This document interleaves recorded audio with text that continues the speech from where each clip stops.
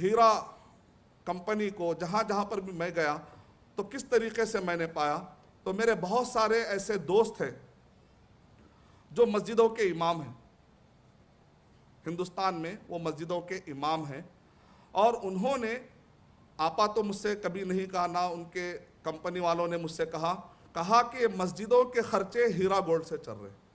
ये दावती सेंटर ये हीरा गोल्ड से चल रहे हैं। यानी कि मतलब ये है कि यहाँ पर हमारे बहुत सारे भाई हैं गल्फ कंट्रीज़ के अंदर, वो चाहते हैं कि इंडिया में गाँव में काम मदद हो जाए, शहरों में मदद हो जाए, औरतों को मदद हो जाए, गरीबों को मदद हो जाए, दावती काम में मदद हो जाए, लेकिन वो इंडिविजुअल लेवल पर वो कर नहीं पाते। वो कहते हैं भाई मैं 10,000 दूंगा तो उससे क्या होगा, मैं 20,000 दूंगा तो क्या होगा। लेकिन इस टाइप की कंपनियों को सपोर्ट करने का एक खुद ब खुद फ़ायदा ये हो रहा है कि कई गाँव के मस्जिदों में फ़ायदा हो रहा है, कई गाँव के दावा सेंटर चल रहे हैं, कई दाइयों की इसमें तनख्वाहें निकल रही हैं। तो ये एक अपनी जगह पर समाजी एतबार से, दीनी एतबार से भी एक पहलू है। और दूसरी तरफ ये है कि वो ऐसे ख़वातीन जिनके घर में चूल्हा नहीं से लगता था, और आप जानते हैं कि हिंदुस्तान में सियासत में एक न्यूज़ आई थी कि उसमें बताया गया कि बहुत सारे मुस्लिम ऐसे ख़वातीन हैं, बहुत सारे ऐसे मुस्लिम ख़वातीन हैं कि वहाँ पर टाइम पर सूद और क़र्ज़ा ना अदा करने की वजह से बाद औक़ात उनको अपने ईमान को भी छोड़ना पड़ा, नौज़ुबिल्लाह। ऐसे ही हालात को देखकर आपा ने कहा कि हम छोटे छोटे जो स्मॉल इन्वेस्टर्स हैं उनको भी हम नज़रअंदाज नहीं करेंगे। अल्लाह ताला इस कंपनी की हिफाजत फरमाए, अल्लाह सुब्हानहू व तआला इस कंपनी की इतनी हिफाजत फरमाए ताकि इस टाइप के जितनी भी जगह पर जो मुसलमानों को चैलेंजेस है, इंशाअल्लाह वो चैलेंजेस से हम नबर्द आजमा होते हुए चले जाएंगे। और एक भी बात लोग सवाल करते हैं कि कानूनी एतबार से ठीक है भाई, दीनी एतबार से, इस्लामी एतबार से तो बहुत अच्छा है, लेकिन इंडिया के कानूनी एतबार से भी क्या इसके पूरे लीगल जितने इसके प्रोसीजर है क्या वो पूरे होते हैं या नहीं हैं। तो अल्हम्दुलिल्लाह आपा के पास पूरे के पूरे वो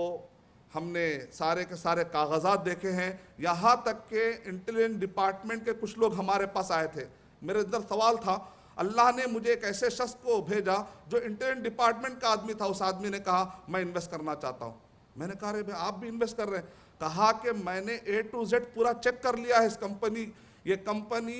लीगल एतबार से नंबर 1 कंपनी है मेरी नज़र में, मैं यहाँ पर इन्वेस्ट करना चाहता हूँ। इस लिहाज से हमको कई ऐसे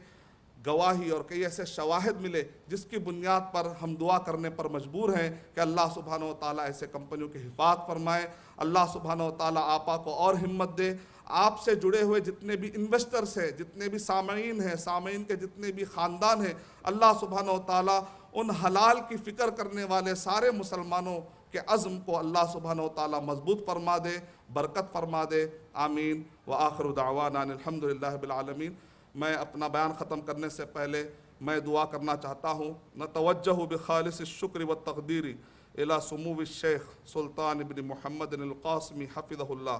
हाकिम इमारत अश-शारिक़ा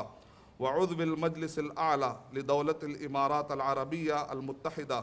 व इख़वानिही हुक्कामी हादल बलद तय्यब व जमीअल मसऊलीन बिदौलत अल इमारात अला मा यबज़ुलूनहु मिन जुहूदिन तय्यबतिन मुबारका फ़ी सबील नश्रिल खैरि साइलिन अल्लाह तआला अन यजअल ज़ालिका फ़ी मीज़ान हसनातिहिम व अन युजज़िल लहुमुल मसूबत वल अता व अन यहमियहुम व बलदहुम व जमीअ बिलादिल मुस्लिमीन मिन कुल्लि सूइन व मकरूह इन्नहु तआला समीउम मुजीब व आखिरु दावाना अनिल हम्दुलिल्लाहि रब्बिल आलमीन।